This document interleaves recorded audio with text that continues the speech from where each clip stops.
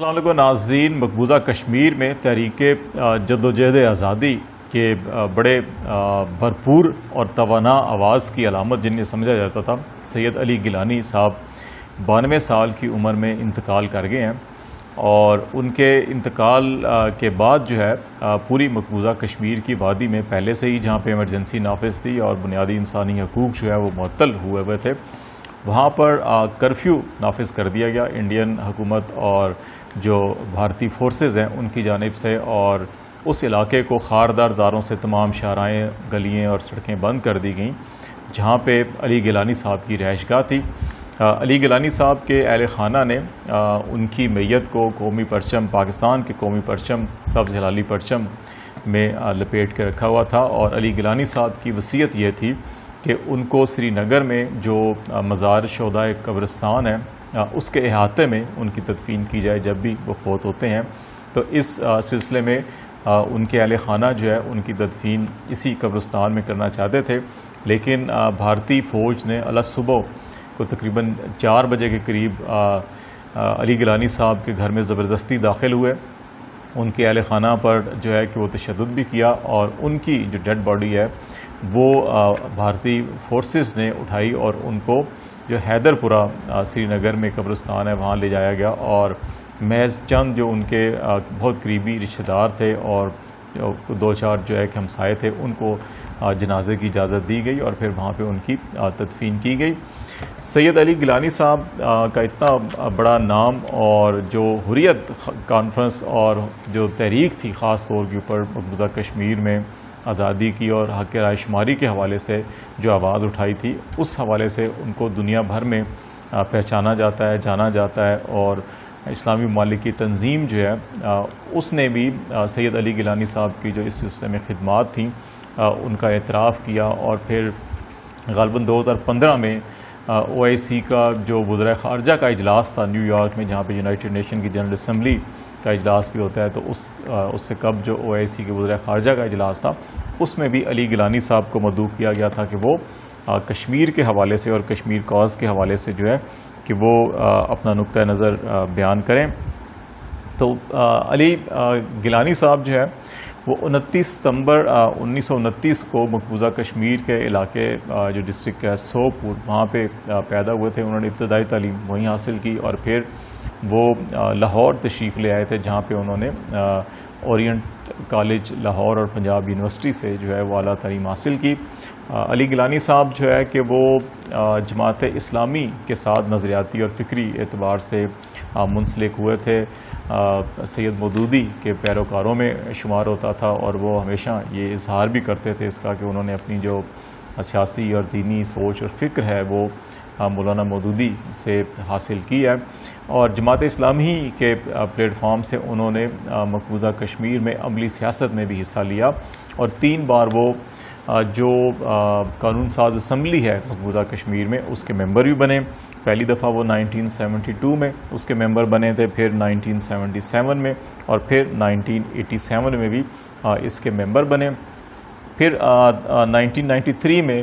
انہوں نے جماعت اسلامی سے اگرچہ آخری وقت تک ان کی جو نظریاتی وابستگی تھی وہ رہی، لیکن 1993 میں انہوں نے باقاعدہ طور کے اوپر پھر حریت تحریک جو ہے وہ شروع کی،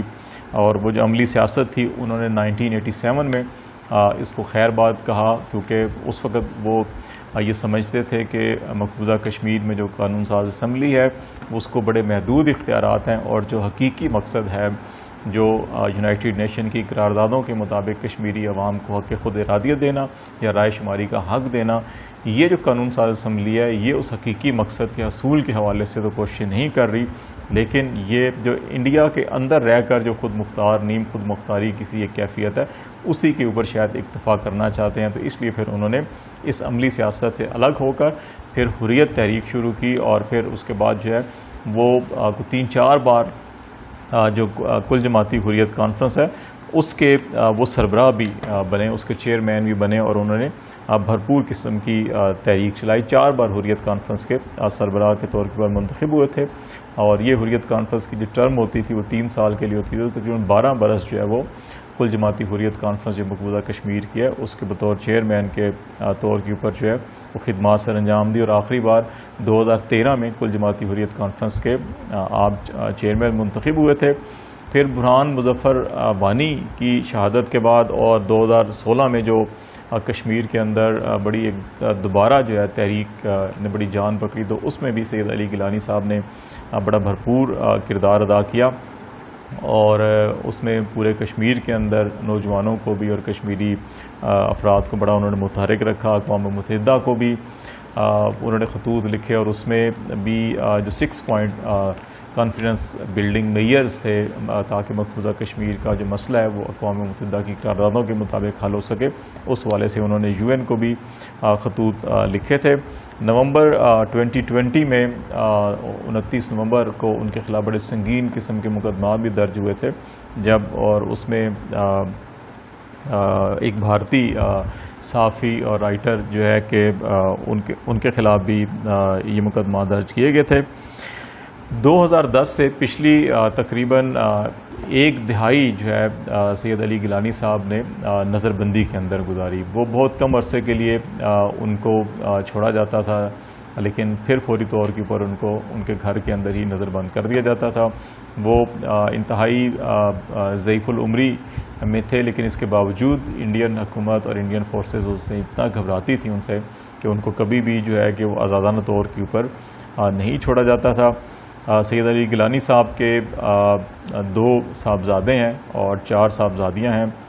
اور سب سے جو اہم بات ہے سید علی گیلانی صاحب کی حوالے سے وہ یہ ہے کہ انہوں نے کبھی بھی اپنے آپ کو انڈین شہری کے طور کے اوپر جو ہے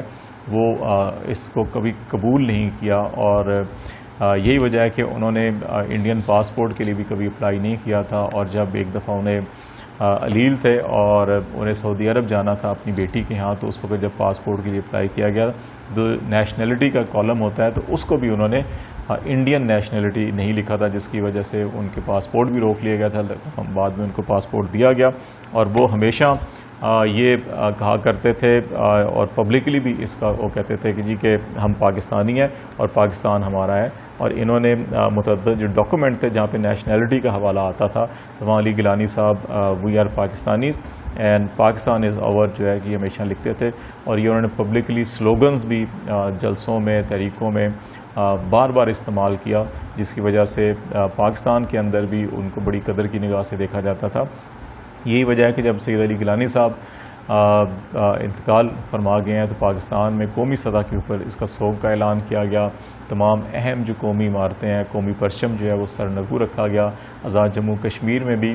3 دن کے لیے جو ہے قومی سوگ کا اعلان کیا گیا، اور وہاں پہ آزاد کشمیر کا جو پرچم ہے وہ 3 دن تک جو ہے کہ وہ سرنگو رہے گا۔ اس کے علاوہ جو گیلانی صاحب کا ایک اور جو حوالہ ہے، انہوں نے بے شمار تصانیف لکھی حریت کے حوالے سے، جدوجہد آزادی کے حوالے سے، جو قید و بند کی صحبتیں انہوں نے برداشت کی اس حوالے سے، پھر انہوں نے جو انٹرویوز دیے وہ بھی کتابی شکل میں شائع ہوئے، پھر وہ جو عموماً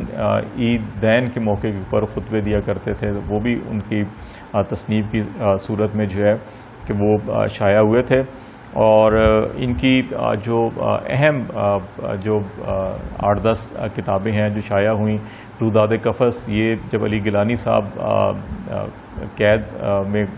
رہے تو اس کے بعد انہوں نے یہ 1993 میں یہ کتاب لکھی تھی، پھر نوائے حریت 1994 میں، دید و شنید 2005 میں، بھارت کے استعماری حربے کرالا کنڈ سے جودھ پور تک، یہ 2006 میں آپ نے کتاب ان کی شائع ہوئی۔ پھر صدائے درد جو ہے یہ مجموعہ تھا آپ کی مختلف تقریر کا، 2006 میں شائع ہوا۔ ملت مظلوم 2006 میں یہ بھی شائع ہوئی، اور سفر محمود ذکر مظلوم جو ہے 2007 میں شائع ہوئی، اور مقتل سے واپسی جو ہے یہ ایک غالباً جیل کے شب روز کے اوپر ہی مبنی کتاب تھی 2008 میں جو شائع ہوئی۔ اور علامہ اقبال کے کلام سے اور اقبال کی فلسفی سے بھی علی گیلانی صاحب کافی جو ہے کہ وہ ان کے فین تھے، تو روح دین کا شناسہ جو ہے کہ یہ اقبال کے بارے میں یہ کتاب لکھی 2009 میں انہوں نے، اور عیدین کے جو خطبے اور تقاریر تھیں وہ بھی کتابی شکل میں 2011 میں شائع ہوئی۔ اور پھر ولر کنارے جو آپ بیتی تھی 2012 میں یہ شائع ہوئی۔ اس کے علاوہ جب 2019 میں پلوامہ کا واقعہ پیش ہوا تو اس وقت بھی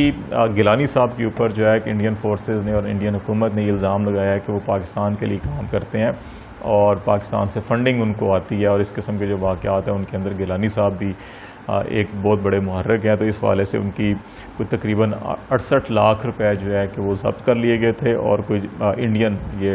کرنسی میں، اور 14,40,000 جو ہے کہ یہ ان کو جرمانہ کیا گیا تھا۔ پاکستان میں ہمیشہ ان کو بڑی قدر سے کی نگاہ سے دیکھا گیا، اور بالخصوص جب عبدالباسط صاحب ہائی کمشنر تھے ہمارے نئی دہلی میں، تو انہوں نے سید علی گیلانی صاحب کو بڑی جو ہے کہ اہمیت دی، اور وہ ہمیشہ جو ہے کہ جو خاص طور کے اوپر 23 مارچ کی پرچم کشائی کی جو تقریب ہوتی تھی دہلی میں، اس سلسلے میں بھی 2015 میں مارچ 2015 میں عبدالباسط صاحب جو ہے کہ علی گیلانی صاحب کے گھر بھی تشریف لے کر گئے تھے، اور ان کو وہاں پہ ان کی جا کے خیریت بھی پوچھی، ملاقات بھی کی، اور پھر ان کو دعوت بھی دی کہ وہ پاکستان ہائی کمیشن آئیں اور قومی پرچم کی جو پرچم کشائی کی تقریب ہوتی ہے اس میں شریک ہوں۔ تو گیلانی صاحب اگرچہ اس دنیا فانی سے کوچ کر گئے ہیں، لیکن ان کی سوچ، ان کی فکر اور ان کی جو تحریک تھی، جو انہوں نے جوش اور جذبے کے ساتھ نوجوانوں کو متحرک کیا تھا، وہ سوچ نہیں ختم ہوئی۔ یہ بالکل ویسے ہی ہے جیسے پچھلے 70 سال سے انڈین فورسز جو ہے مقبوضہ کشمیر میں نوجوانوں کا قتل عام کر رہے ہیں، ہندو آباد کاری کی جا رہی ہے مقبوضہ کشمیر میں، لیکن اس کے باوجود وہاں کے جو کشمیری عوام ہیں ان کی جو حق خود ارادیت کی تحریک ہے اس کو نہیں ختم کیا جا سکا، اس کو نہیں کچلا جا سکا، اور آج بھی وہ آواز کہیں نہ کہیں کسی نہ کسی صورت میں بھرپور اور توانا طریقے سے نہ صرف مقبوضہ کشمیر میں بلکہ پورے انڈیا کے اندر جو وہاں کی ہیومن رائٹس آرگنائزیشن ہیں، جو منارٹی رائٹس کے اوپر بھی کام کرتی ہیں، جو انسانی حقوق کے لیے آواز بلند کرتی ہیں، جو بھی دانشور ہیں، تنظیمیں ہیں، میڈیا کے لوگ ہیں، پولیٹیشینز ہیں انڈیا کے اندر، ایون جو کٹ پتلی حکمران ہیں مقبوضہ کشمیر کے، وہ بھی جو ہیں کہ انڈین حکومت کے اوپر مسلسل جو ہے کہ انسانی حقوق کی خلاف ورزیوں کے لیے آواز اٹھاتے رہتے ہیں، اور یہ دباؤ ڈالتے رہتے ہیں کہ 2 سال پہلے جو خصوصی حیثیت بھی ختم کر دی گئی تھی مقبوضہ کشمیر کی، وہ بحال کی جائے۔ تو علی گیلانی صاحب کی جو سوچ اور فکر جو ہے وہ کشمیری عوام کے اندر سے نہیں نکالی جا سکتی۔ وہ جس جبر اور ظلم کے ساتھ ان کی تدفین کو بھی روکا گیا، اور بھارتی فورسز نے جبر اور ظلم کا مظاہرہ کرتے ہوئے جو ہے کہ ان کو ان کی وصیت کے برعکس جو ہے کہ جس طرح سے ان کی تدفین کی گئی، اس سے اس تحریک کو کوئی نقصان نہیں ہوگا، علی گیلانی صاحب کے اہل خانہ کو کوئی نقصان نہیں ہوگا، بلکہ اس سے یہ تحریک جو ہے آزادی کی تحریک کو مزید تقویت ملے گی، اور انڈیا کو اس قسم کی حربیں 70 سال ہو گئے ناکامی ہوئی، 20 سال افغانستان میں بھی انڈیا نے بھی جو کچھ کیا، اور باقی بھی دنیا کو بالآخر جو ہے کہ وہ قانون اور جو انٹرنیشنل معیارات ہوتے ہیں،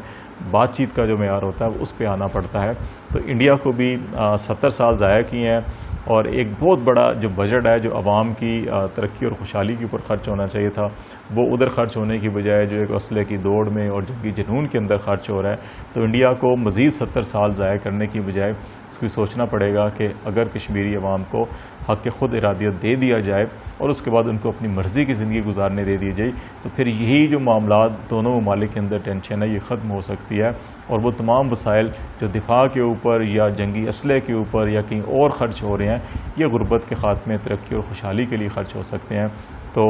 انڈیا کے لیے یہی پیغام ہے کہ وہ